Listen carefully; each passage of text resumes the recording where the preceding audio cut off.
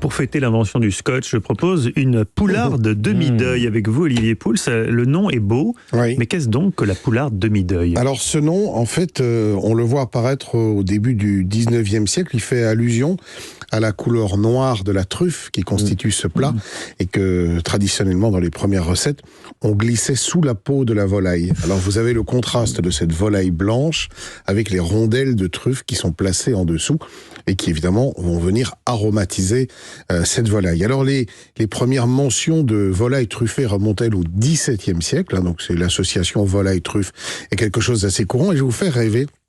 En France, dans ces époques-là, on produisait plus de 1000 tonnes de truffes par an, alors qu'aujourd'hui, on en produit à peine une cinquantaine. C'était combien le kilo à l'époque ? Le kilo, ça valait rien du tout.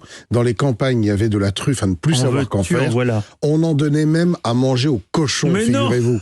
Oh et oui, la truffe était un produit extrêmement banal, et dans certaines familles, on en avait ras-le-bol de manger de la truffe. On suppliait d'avoir des pommes de terre. Donc, les temps ont un peu changé. Malheureusement, la truffe est devenue un produit relativement cher, même si en cette période de l'année, elle est un petit peu plus accessible. Enfin, ça reste cher quand même. Et associé à la volaille, c'est vrai que c'est assez magique. Alors, le grand critique Grimaud de la Reynière parle en 1808 déjà de cette fameuse volaille en demi-deuil. Il en donne une première recette, mais c'est surtout une certaine Françoise Fayolle, une cuisinière connue sous le nom de la mère Filiou, grande mère lyonnaise, qui va faire de la volaille en demi-deuil un plat emblématique de cette cuisine. Elle va transmettre la recette à la mère Brasier, première femme à obtenir 3 étoiles au guide Michelin au début du XXe siècle quand même. Et cette mère Brasier, elle aura chez elle un petit apprenti qui va aussi faire parler de lui, un certain Paul Bocuse. Et la recette de cette poularde en demi-deuil va ainsi se transmettre de chef en chef. Alors aujourd'hui elle est connue. Et il y a même plusieurs débats ou plusieurs approches ou plusieurs écoles, si on peut dire, de cette poularde en demi-deuil. Alors la première, c'est de savoir s'il faut ou non truffer la volaille au dernier moment ou s'il faut la truffer longtemps à l'avance. En gros, certains disent il faut la truffer à mi-cuisson et d'autres la truffent 2-3 jours avant de manière à ce que la truffe ait le temps de s'imprégner dans la volaille. Moi, je trouve que c'est pas plus mal et surtout, je vais vous donner ma recette. J'ai un petit truc Qu'est-ce qu'on trouvait pas plus mal avant, oui. En amont. Alors, il y en a qui farcissent aussi la volaille, et c'est vrai qu'à une époque où la truffe ne coûtait rien, on mettait en plus dans la volaille des farces très abondamment truffées. Il y a des recettes absolument incroyables qui datent d'il y a une centaine d'années, où on vous dit prenez 1 kilo de truffe qui sert juste à faire la sauce et qu'on jette après, parce que ça a servi au bouillon. Mais ça n'avait pratiquement aucune valeur. Alors, aujourd'hui, on n'en est plus là, évidemment. Et puis, il y a surtout la cuisson de cette volaille. On peut soit la rôtir, soit la cuire en cocotte plutôt à la vapeur. Je suis tout à fait partisan de cette deuxième technique parce que la volaille chauffe moins et donc on préserve mieux les arômes de truffe. Alors comment faire assez facilement et pour un prix, on va dire, assez raisonnable et accessible, une poularde en demi-deuil? Une belle poule, 2 culoiseaux par exemple de chez Stéphane, qui est une magnifique volaille. Mais comment on se procure cette volaille, Stéphane, si on n'habite pas dans on le les Perche ? appelle. On les appelle, ils pourraient nous envoyer des petites volailles, ça serait sympa. Vu la pub qu'on leur fait. Voilà. J'adore leurs volailles. En plus, c'est vrai qu'elles sont très bonnes. Non, mais je fais une digression. C'est vrai qu'elles sont très bonnes.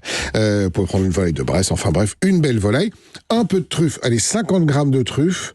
Pour combien de personnes ? Pour une volaille. Une volaille, ça va faire entre 4 et 5 personnes, suivant votre appétit. Et vous, on sera plutôt 4. Oui. Mais si Stéphane est là, on pourra passer à 5. Donc, vous allez mélanger 50 grammes de truffe avec 50 grammes de beurre ramolli que vous allez mixer ensemble. Ça va faire une espèce de pâte. Et cette pâte, en fait, vous la préparez 24 heures à l'avance. Les saveurs de la truffe vont exploser dans le beurre. Et c'est des morceaux de beurre truffé que vous allez glisser sous la peau. On glisse pas des morceaux de truffe. Moi, je le fais avec, justement, c'est parce qu'en plus, ce beurre, il va contribuer à nourrir aussi la volaille, à éviter qu'elle ne soit sèche. Pour la cuisson, c'est 20 centilitres de bouillon de volaille et un petit verre de vin blanc dans le fond d'une cocotte. Je surélève légèrement ma volaille avec une tasse renversée ou avec une petite soucoupe renversée de manière à ce qu'elle n'ait pas le cul dans l'eau, justement, mais qu'elle puisse cuire à la vapeur de manière à être bien enrobée par cette vapeur.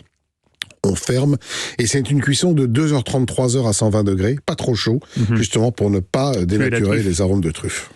Et oui, la truffe est sensible à la chaleur. Et oui, exactement. Le rappeler. Au-delà de 60 degrés, les arômes de truffe ont tendance à disparaître. Et voilà. Pourquoi on n'est pas capable de produire 1000 tonnes de truites Alors, truites, on peut. Alors, on a abandonné énormément de truffières avec la désertification rurale. On est en train d'en replanter.